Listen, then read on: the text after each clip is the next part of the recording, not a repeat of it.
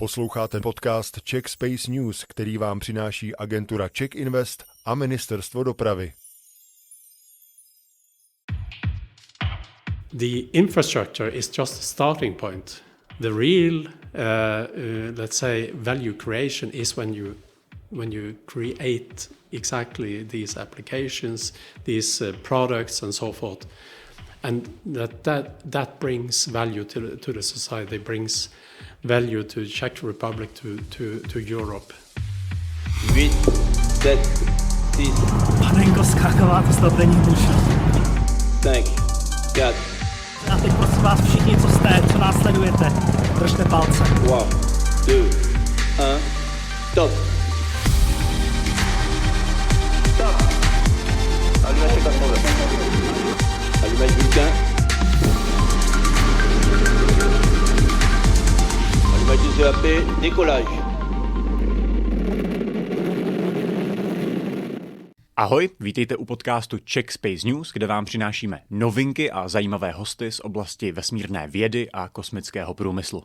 Já jsem Vojtěch Koval, bývalý vědecký redaktor Českého rozhlasu, tohle je Jan Spratek z Hvězdárny a planetária hlavního města Prahy a tohle jsou Czech Space News, které vám přináší Ministerstvo dopravy a agentura Czech Invest.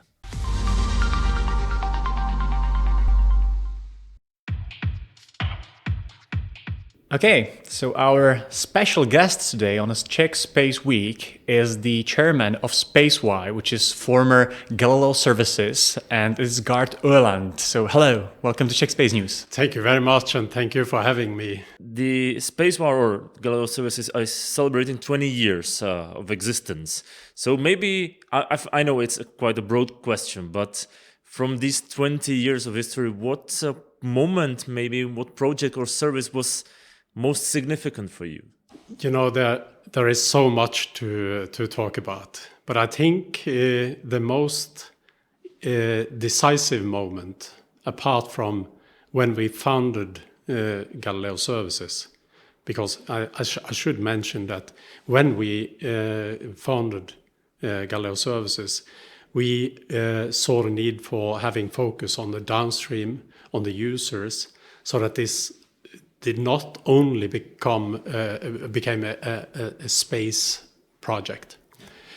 But apart from that, around 2007, the Galileo program was really at risk because of the public-private partnership scheme that was the basis for how Galileo should be funded was at risk. And we were able to contribute to the continuation of Galileo. And I think everybody appreciates that today. So that must be, if I should pick one moment, but there is so much to talk about. So, Is it always about Galileo? Maybe it's a straightforward question, but is it Galileo, or as we say very often, GPS, the GLONASS and Navstar and these stuff? Is it always only about Galileo? That is an excellent question, because in the first years it was just about Galileo. It was about the user side, the downstream of how to create business for Europe on this fantastic investment that Europe was going to make. But eventually we needed everybody to understand that this was much more than just Galileo. It was GNSS, because the industry, those that were already in place, they were working with GPS and the other systems eventually. But then you had a new space regulation. So 1.5 years, or almost 2 years ago, we saw the need to change the name and change the scope of Galileo services to embrace the whole space regulation. So there came the name SpaceY. And SpaceY, why space? I wanted to ask. Yeah, that's our next question. Oh, I'm sorry. No. But us. anyway, so it was a big issue for us to try to kind of explain so that there are so many fascinating things with upstream space, and even the politicians, the public in general, they are excited about this, but the real excitement lies in how you use it and for what purpose. So we wanted to put some emphasis on this. So sorry to spoil your question. No worries, but I will follow up a little bit. Why space? Why? Because of course, like right now, everybody is probably, when you hear space-wise, everybody probably hears the SpaceX too. So that has never been the intention, but it's nice if people have some association, because then you get curious, then you dig further, and then you understand even better the point about space. Why? And so that has always been our point, to really let people understand the importance. We've mentioned the GNSS system service, let's say. Maybe it's a tricky question, but what's the situation right now regarding to the GNSS system with the Russia and GLONASS system? What's the situation with them? Yeah, that's a good question, and I think to answer that in a diplomatic way. Personally, we come from applications that are safety critical. It's about having big oil rigs, manufacturing, oil, producing oil. It should be a safe operation, should be safe and secure for the environment. And what we do, we use all kinds of available sources for positioning and to ensure that the quality is okay. So I think that is you have to make that assessment all the time, regardless of geopolitical situations. So I think this is an assessment that every user will have to make and make optimal use of what is available. You were very, very diplomatic, but what's again? The situation changes quite a lot. You won't use the Soyuz right now for bringing the satellites up to the space. So what's the situation there? What's going to look like in the future? First of all, I should emphasize that SpaceY as an association is an interest association for the downstream industry. We certainly are interested in the framework of how the signal is available and all of these things. But this is a political decision, and it's not up to us to decide. But it's very important for us to understand what is happening so that we can relate to it. And I think that is the best way I can answer your question. 3, 2, 1, top. When it's downstream, in Czech Republic, we know a lot of downstream applications. We have ESA BIC and these other projects. May I ask, what are your favorite space downstream applications? Do you have any some special? Then I will, easily come over to my daytime job, and I will refrain from doing that. But what fascinates me is really the innovative angles that people find business opportunities within. There are so many ways you can utilize GNSS. And there are also some less evident, like for instance timing, that your transactions and how you trade stocks and all of these things that the general public does not really reflect on. On your phone, the electronic map you have there, at least in my country, they call it this is the GPS. They fail to understand that there are more than one system, and they're putting equal signs between GPS and the electronic map. So the electronic map. When you have been around in the business for as long as I have, that was not evident, but it was some of the European framework programs that enable the availability of electronic maps in a larger scale. And now you take it for granted. And this is such a fantastic application. But the nice thing is that even now, when these things have become kind of commodity, you see all of these other innovative examples of downstream applications, and this is something that we need to take away, because there are so many exciting things to do within this business, and we as Europeans can take a much larger part of that pie, in the global domain.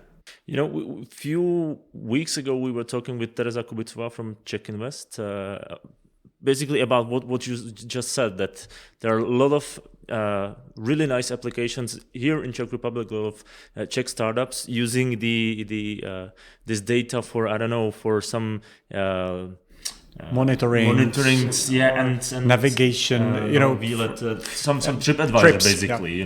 You're traveling with the rails here, the provider of the railroad system, and you have some tips based on your mobile data and GNSS system, which is really cool, because like a few years ago everybody was flashing its colors, like, okay, we use the space data and we use it for some really really difficult and special use cases. Now you can travel with your family by train using this kind of data. You don't even know that it's a space data, basically. You don't need to know that. And that's pretty cool situation we've got into. Yeah, you are perfectly right. And you have to combine this with the digitalization of a lot of other processes in the society. And suddenly you get an extremely powerful, let's say, way of handling these things that just a few years back was, it wasn't a commodity. It wasn't self-evident that this would come, even though you could think of something like this. So we have gotten some very exciting tools to work with, and we have this platforms, with the mobile phones on the smartphones, which is really what everybody sees. But apart from that, if you look at all of these other applications that are much more niche examples, but utilizes this velocity from the GNSS signal, or you could even use GNSS signals to picture waves on the ocean by see how they are refracted on the top of the ocean. When people start digging, you can use it, for instance, for measuring the snow depth. Yeah. And these are the minds of scientists, and they come up with, if I do it like this, and then suddenly you have something coming out of where you are utilizing the existing infrastructure, but for a totally different purpose, which again could have value in the marketplace. So, yeah. So it means we need to communicate with people more and showing them those use cases. What do we need?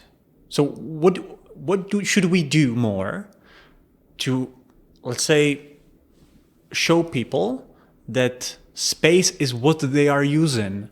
So is it only about communication with people? Okay, people over here, now you're using space data. Now you're using this. Nothing would work without this. Or do we need some application that would completely change their minds? What do you think? I think I haven't really thought very carefully about this, but I think that at least young people today, they are getting so used to these features that I don't give it a second thought. But if they can have even more support to whatever is their concern, that is good. I think that if you look towards politicians, towards investors, they should be told about these opportunities, because they have to have a conscious mind about that it's great investing in these things. On the one side, for investors to invest. On the other side, from politicians and public authorities to pave the way for developing industry. Because we need, this is a global competition. And we can't just be users of exciting phones and apps and so forth from all over the place. We have to create the value ourselves. And once you understand that the infrastructure is just a starting point, the real, let's say, value creation is when you create exactly these applications, these products and so forth. And that brings value to the society, brings value to the Czech Republic, to Europe. So I think you have to nuance the messages a little bit to who is told what and who is actually interested in what. So I don't know if that answers your question. Yeah, perfectly. And what about just when we are Czech Space News, and we are in the Czech Space Week and everything Czech Space is in here. What's your view about on the Czech Republic and the ecosystem in here regarding maybe directly with the downstream sector? And we have EU SPA in here and this stuff. So what's your view? Thank you for that question. Because I'm so pleased every time I have the opportunity to go to Prague. Since USPA 10 years ago, GSA at that time, we actually had a reception here in Prague supporting what they are doing, because this is extremely important for Europe.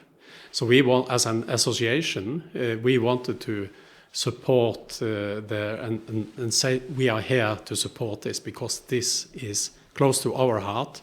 It's close to what Europe needs. And then I should also mention that early in the Galileo program, we were consulted frequently by members of the parliament, the commission, and so forth. And I had some very nice dialogue with Vladimir Remek and his people. And he was instrumental in carrying this forward in the parliament regarding Galileo.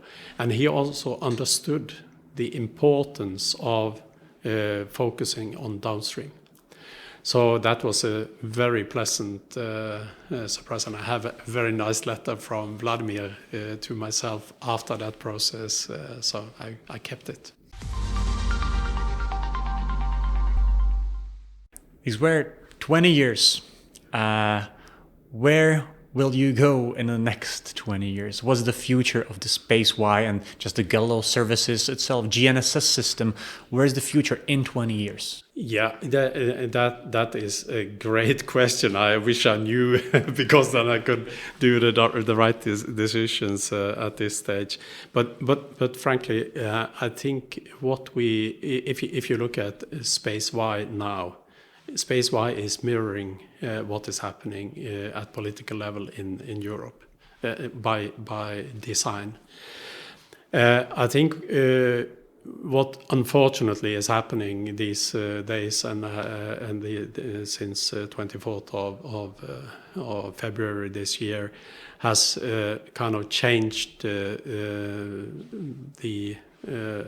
scene for many decades. That means that, for instance, the decision on IRIS² just recently is extremely important. So now you have a third large space program. I think following up on this, realizing this is, of course, the infrastructure, but it has to be supported by all the other, the midstream and the downstream.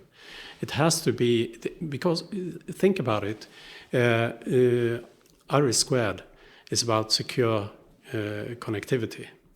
Then you have to have control of the whole value chain, the whole vertical. You have also to have control over the communication equipment that you are using, and that means that you have to invest in that part, not only the satellites, but also the downstream part. And I think this is a wake-up call not only for the politicians, it's also for the industry. Because industry, with the globalization we have been used to, then everything is, the world is my oyster, you know, you used and play on the whole global arena. Now, things are changing because you need to retract a little bit to have control. Now you have to have, when you have security in mind, you really have to have focus on what you are doing yourself and what you are buying. So I think that for the next decades, this will be a backdrop of what we do. It's also about resilience of navigation. Earth observation is really important to understand how the globe is developing, but it can be used for more operational, where shorter revisiting times to use the view from space. So there are so many exciting opportunities, but I think we should keep in mind exactly what I tried to revisit just now. Yeah, but I think it's fair to say that the GNSS and Galileo itself prove itself very valuable during all the crises we've lived through in past few years, because right now, of course, this is a difficult situation, and politically it's really difficult. Before that, there was the COVID crisis. I was doing the interview with Rodrigo da Costa we were talking mostly about the search and rescue program, but we were looking for some use cases within the COVID crisis, and we were talking about the sharing information, or let's say providing the corona-related information when there was some limitations of the traveling and the cargo shipment and so on. And there was nice utilization of the space data to basically provide to the truck drivers the information where they can cross the borders, where they cannot, because there are some kind of corona limitations. And I think these systems are proving more and more important as being as independent, basically, somehow, right? Yeah, obviously that is an element, and but since we were talking about security, resilience, and so forth, we shouldn't be too naive that when we are relying on GNSS systems, for instance, for our position, many applications are not so critical. They are more like a nuisance if you don't get but some are safety critical, and therefore you have to have support systems for those. will you manage if someone is trying to spoof or jam, as the term is, to kind of disrupt somehow the way you get your position, because then you get a wake-up call if you see some of the things to get used to and suddenly it's not there. Then it can disrupt many of the things you do in society, and so we need to be even more conscious about the risk factors. See how we can mitigate this by baby steps, perhaps. Definitely how we combine these systems to make it more resilient. It's like discussions also on the upstream. One are talking about having more satellites in new space, kind of microsatellites or nanosatellites even, in low Earth orbit, because they are much more difficult to take out, and there is no point in taking them out.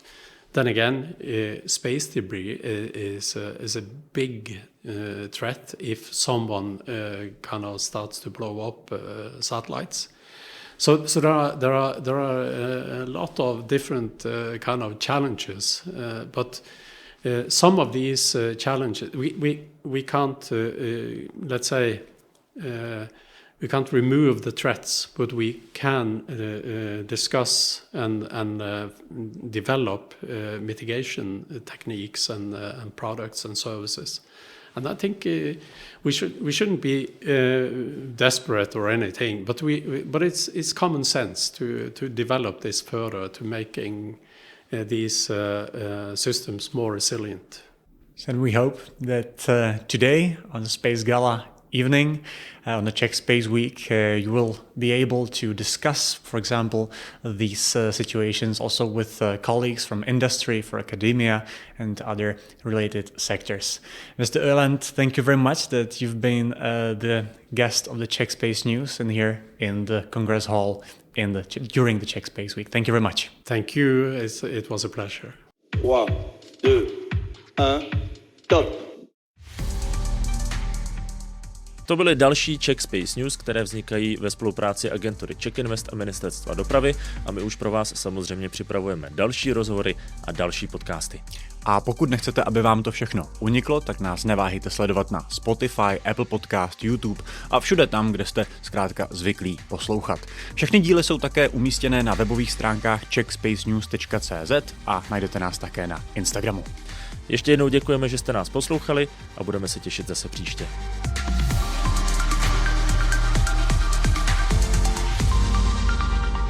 Czech Space News vám přináší agentura Czech Invest a Ministerstvo dopravy.